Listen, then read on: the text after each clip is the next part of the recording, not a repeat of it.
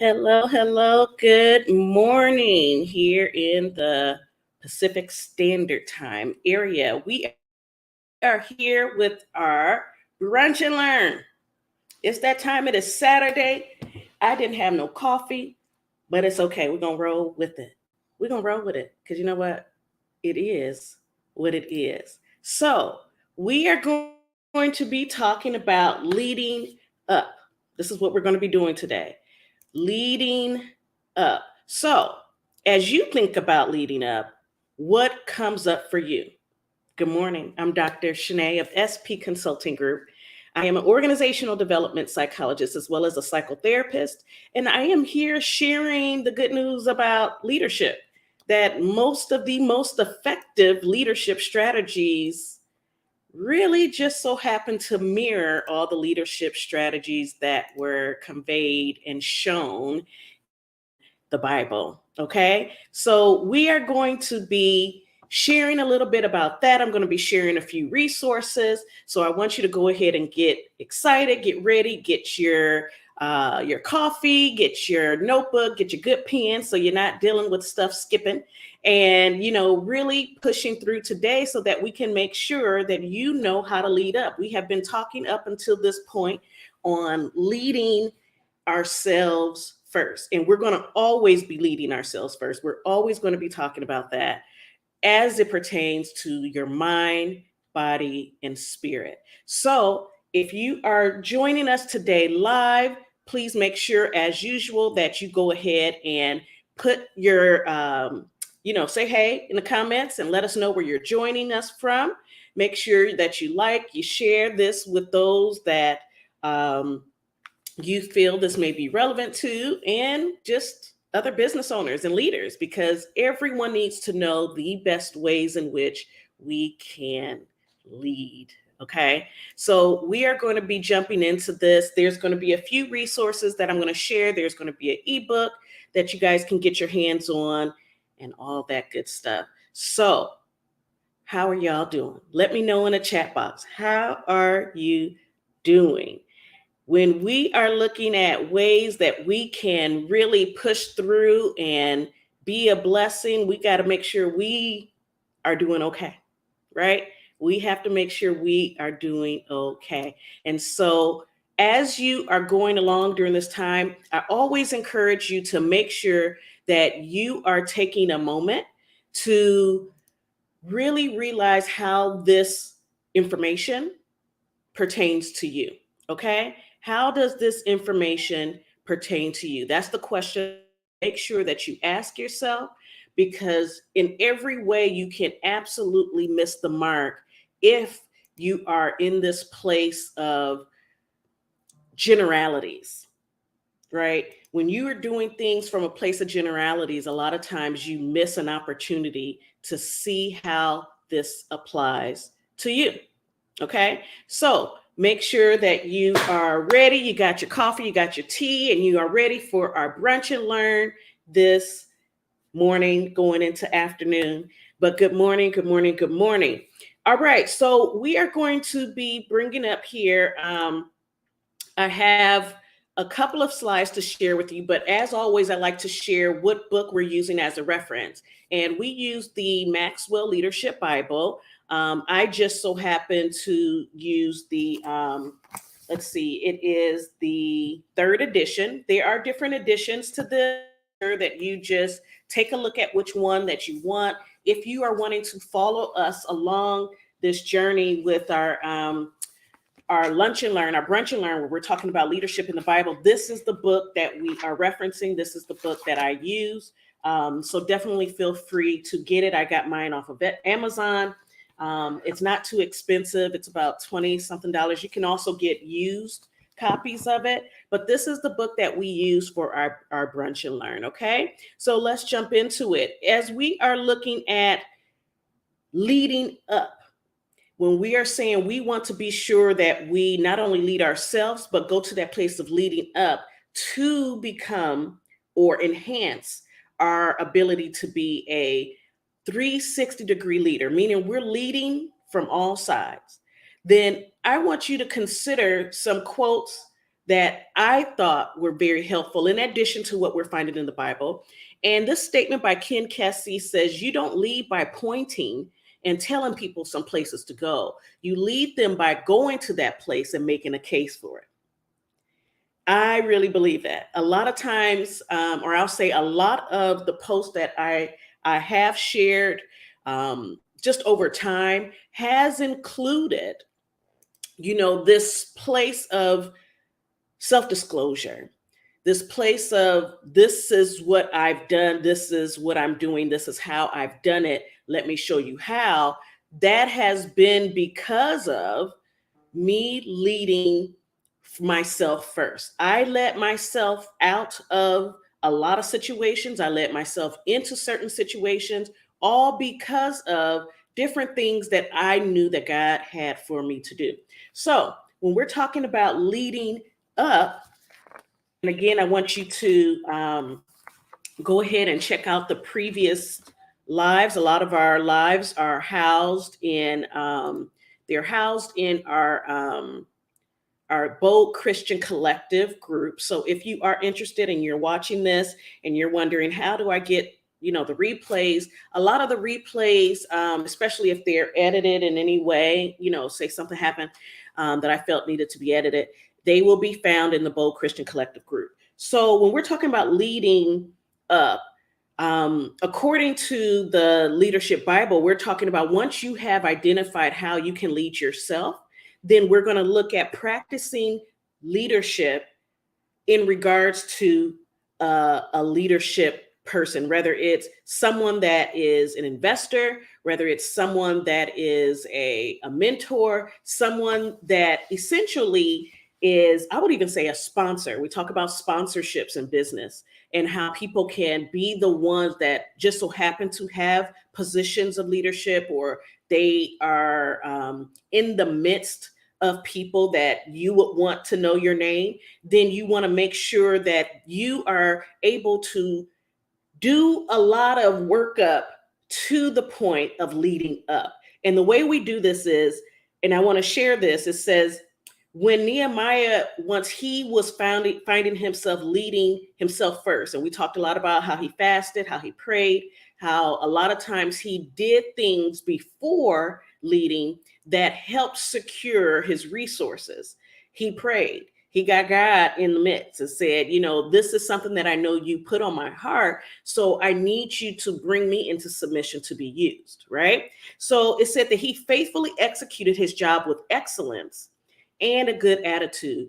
And I want to point to that because there's a lot of people who may be listening to this, maybe even watching it on replay. Make sure you put in the chat box, #replay, if you're watching this on replay.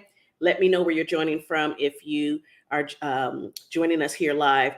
But we have a tendency of, when we separate ourselves, whether it's mentally, spiritually, or emotionally, from, say, a job, a business, a task, we automatically begin to provide less to that place. And I think about that as I used to supervise a lot of people in the federal sector.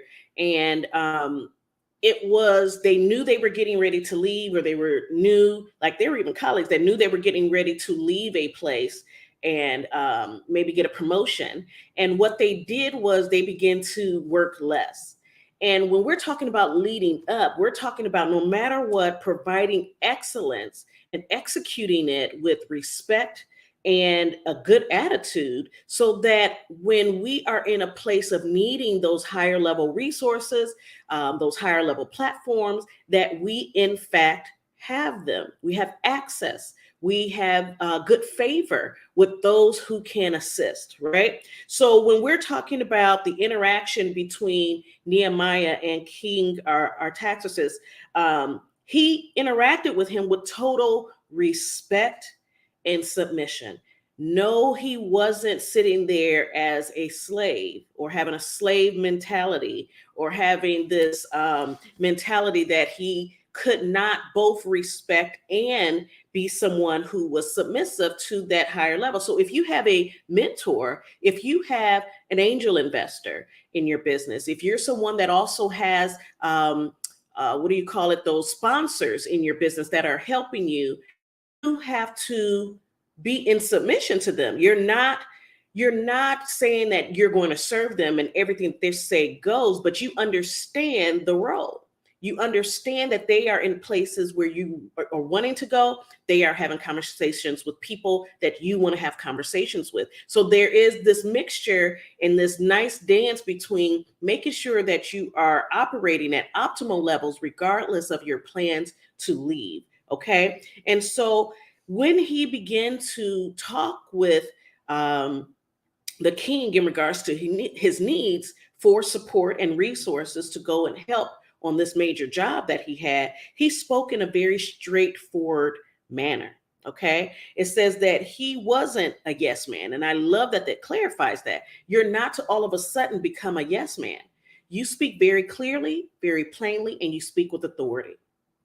And as a 360-degree leader, you will always have a need for support. You will always have a need for higher level, whether it's investments, whether it is a higher level of training, whether it's a higher level of connection, environment, places that you would go to network. You will always need those higher levels. So we're not talking about yes, man, we're talking about understanding the dynamics.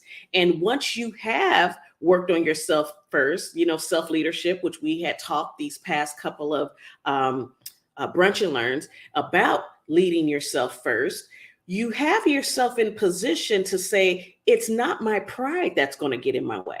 Ever, ever will I allow my pride to get in my way, especially when I have a mission. I have something that I need to accomplish. Okay. And so then he said that he offered not just a concern, but he offered a solution. And that tells us that when we are in position to really make a change and we are leading up, we want to make it very clear of what our resolution is. How many times have you gone into a situation like, this isn't right, this needs to be worked? Put a 1 in the chat box if you're like, you know what, or put an amen in the chat box if you're like, you know what, there has been times that I have had to or wanted to lead up, and instead I had an idea, but I didn't necessarily have a solution.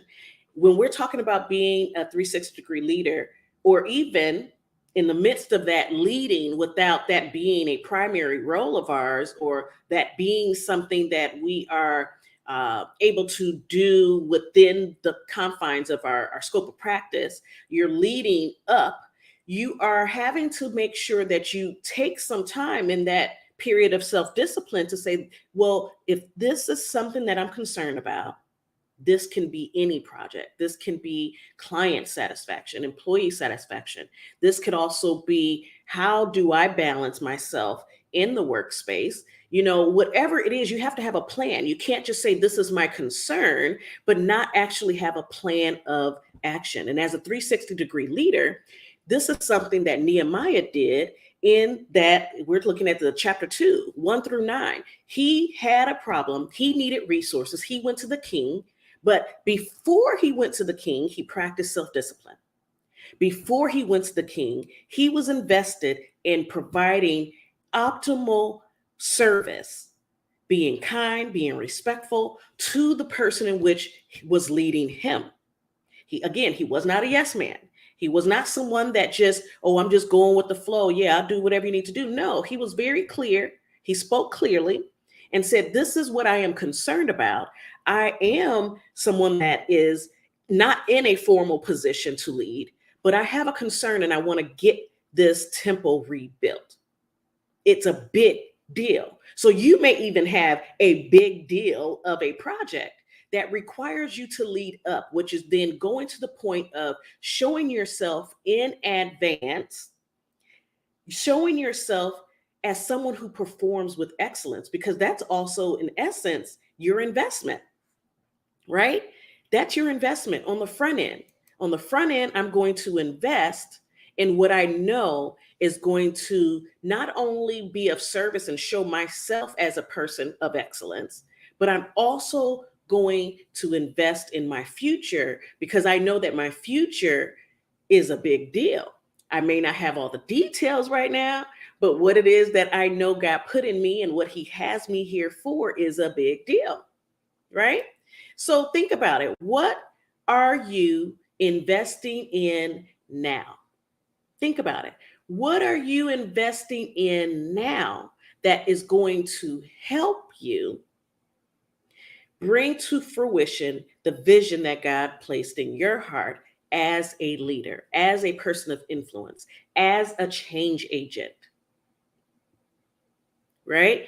As we think about this, we have to remember, and I even did a post yesterday. I just so happened to do a post yesterday in regards to what I had invested in a major way. And the investment was monetary, but the gain was intangible.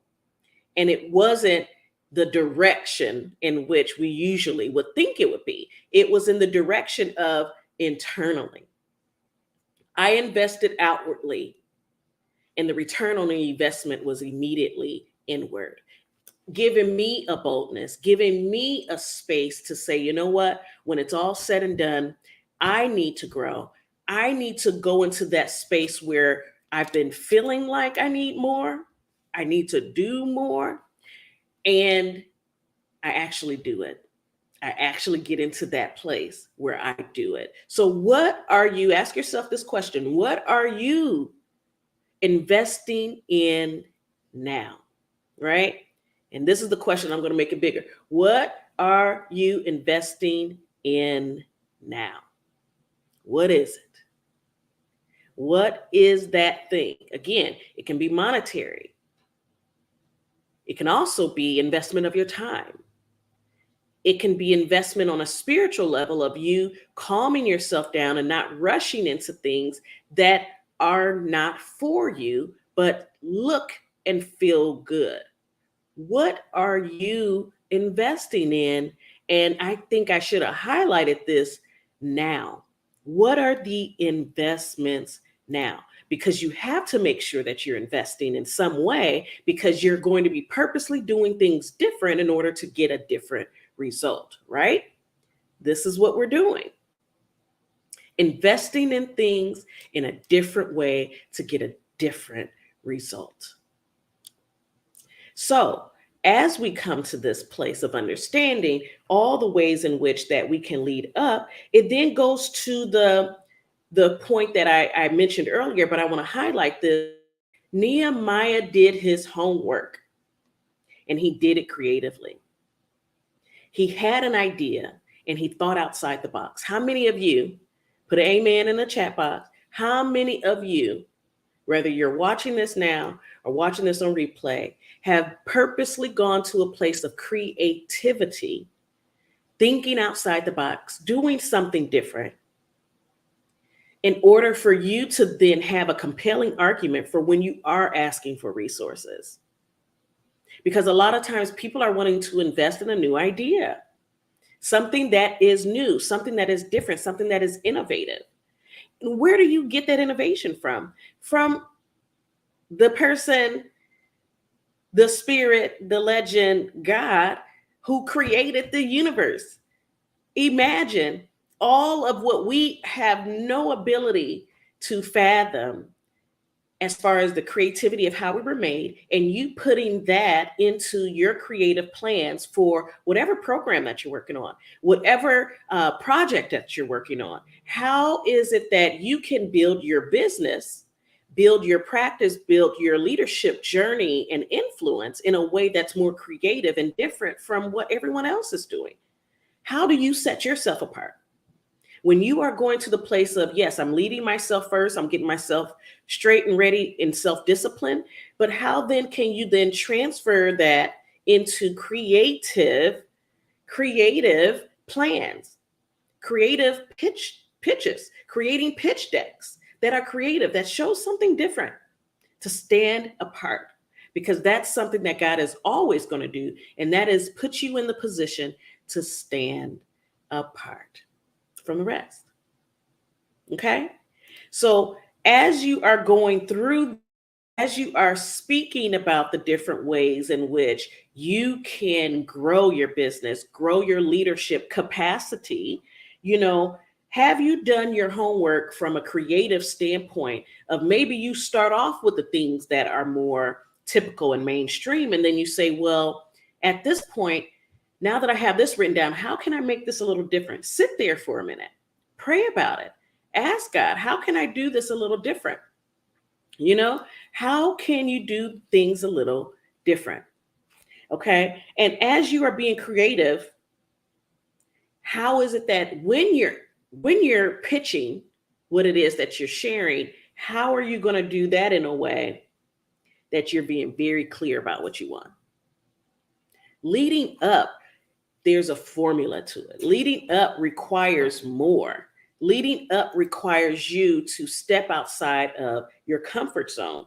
And the last point that was made in this particular text, the leadership from the Bible says, he added so much value that the king gave him more than he asked for.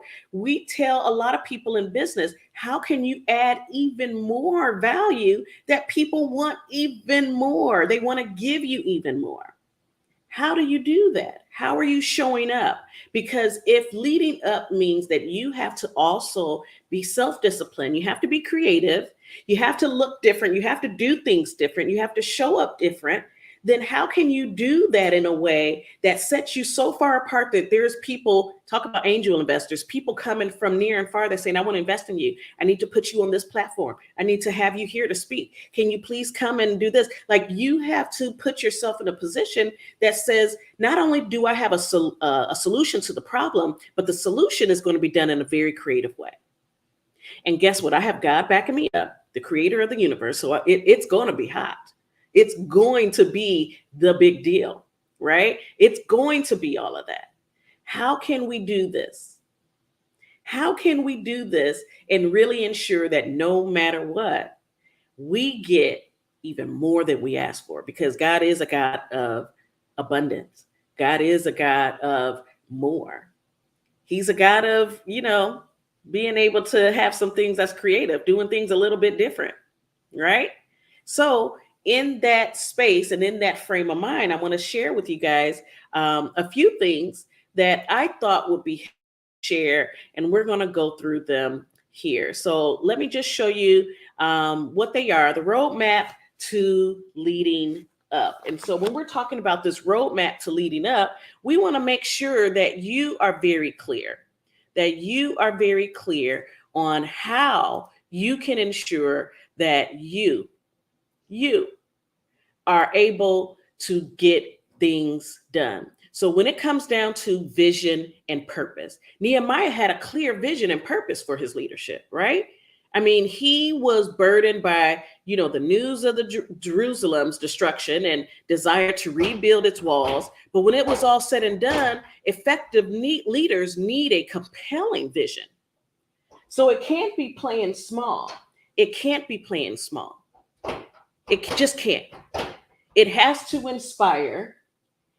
It has to motivate others to join them in their mission, right? What about preparation and planning? Before taking any action, Nehemiah invested time in careful preparation and planning. He was careful about it. He assessed the situation, he developed a strategy, and he made the necessary logistical arrangements. Leadership prioritized thorough preparation, because then that increases your likelihood of success. What about patience? We talked about that. Patience and timing. Nehemiah demonstrated patience by waiting for the opportune time to present his request to King Artaxerxes. He understood the importance of time, and he didn't rush into action. He didn't do that premature, I got an idea with no plan. And so leaders should exercise patience, be discerning, knowing when to act and when to wait for the right moment.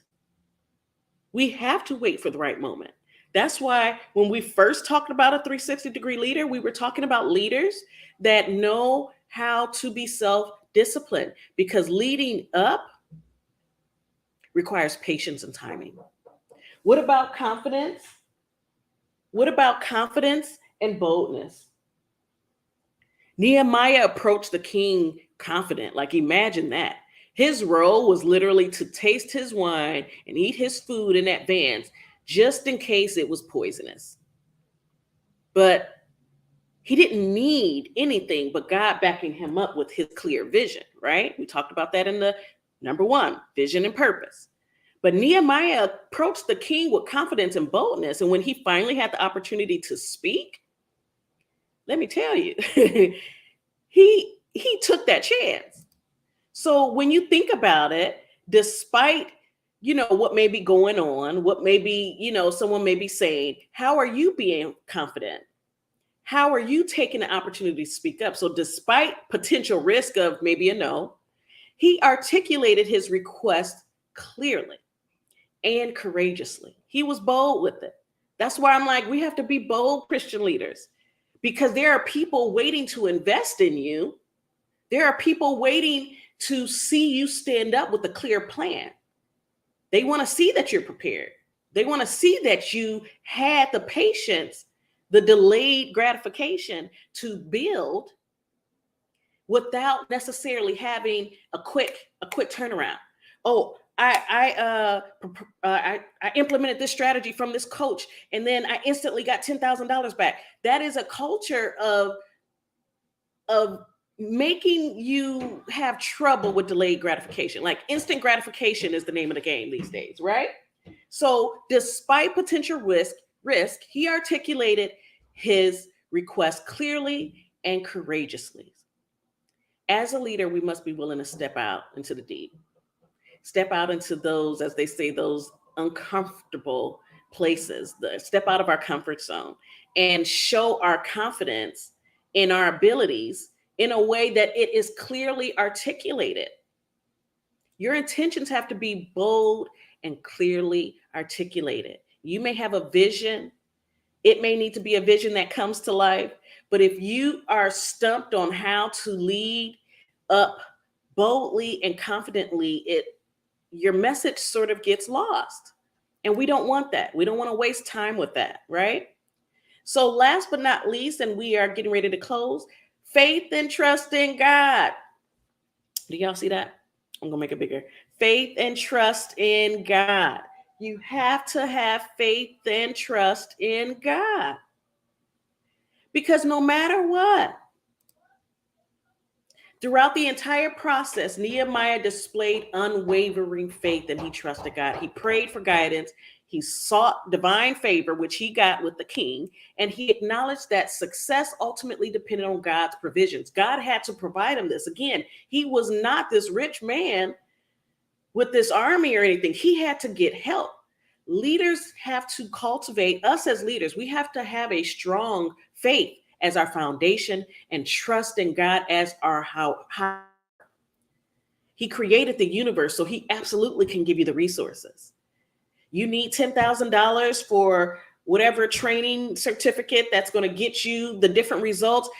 Okay, he is the God of all things. He is the King of all kings, the Lord of all lords. He has it. But how are you leading up? Maybe you need to lead up practicing with God first. Showing your commitment. Showing excellence in the things of God. But you have to also draw your strength and wisdom from him, because when it's all said and done, our minds are very interesting. And these points from Nehemiah's example, again, we were looking at Nehemiah chapter 2, 1 through 9, I believe it was. Yeah, 1 through 9. You can go there yourself. But these examples point out how when it comes down to it, we can serve as these things. These 5 steps can serve as like viable and valuable principles for effective leadership: having a vision, preparing thoroughly, being patient, acting confidently, and maintaining faith and trust in God. Right? Let me say that again. When you are leading up, you have a vision, you're preparing thoroughly, you're being patient, acting confidently, and maintaining faith and trust that God is going to see you through the other side. That's how you get there. It is rough out here in these streets. So we have to make sure that we have the strength. Okay. So I want to share with you guys in closing that in general, as we come from learning how to lead ourselves through prayer, through fasting, through seeking God first, to asking for structure, to asking for self-discipline, which a lot of times people don't do. They want a quick fix. Again, we have issues with delayed gratification, but we have to realize that a house can't get built unless the foundation is slowly and carefully set. So you have to be intentional. You had to invest wisely in the right materials, in the right coach. Shameless plug. As we are thinking about this, I want to share with you guys that you can work with me. Okay. Work with me. All you have to go to is officialspcg.com and put coaching application. Apply. Apply to see if we're a good fit. Because I am in the midst of helping leaders, business owners that believe in God, that believe in his power, that believes in his call in our lives to serve, to align our purpose with our business practices, and to do so with bold Christian strategies.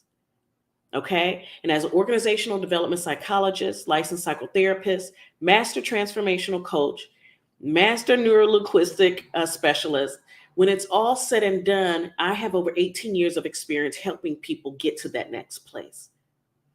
From leaders that are in Inside Global, Facebook, Amazon, Netflix, doing the news in Australia, to share with them how you can get from point A to point B when it comes down to leadership, wellness, expanding your leadership capacity by taking care of yourself first, having self-discipline. And now, as we're talking about leading up, again, leading up, as we said, it requires a vision, preparing, being patient, acting confidently, and maintaining faith and trust in God. And these are the things that we work on in an executive wellness program. Okay. So it doesn't require it. And because not everybody needs a coach, because they don't, I also want to share that we have an ebook. It's for free ebook. Go to officialspcg.com/ebook. That's all you got to do. You see it in there. You're watching this on replay. Go ahead and grab it. It's for free. It's for free. And I want to show you guys what the book is. It's called It's Time to Stop Blending In. It's time to stop blending in. Okay. And so that is the name of the book. And I want to show you guys, if I can, a picture of it. Let me see. I'm going to show you guys a picture of it so that you can see what you're looking for. Let's see. Ebook. Oh, I got my workshop. Okay. So here is the cover that I'm about to upload for you guys. The ebook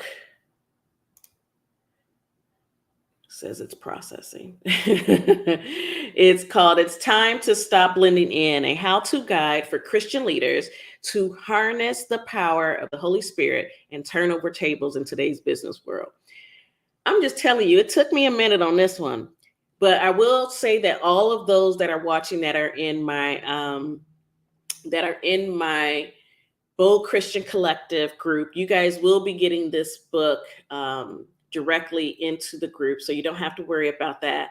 But I wanted to make sure that you guys saw that when it's all said and done, we have to start somewhere, building a foundation. And so what we're going to do is start with, for example, this book.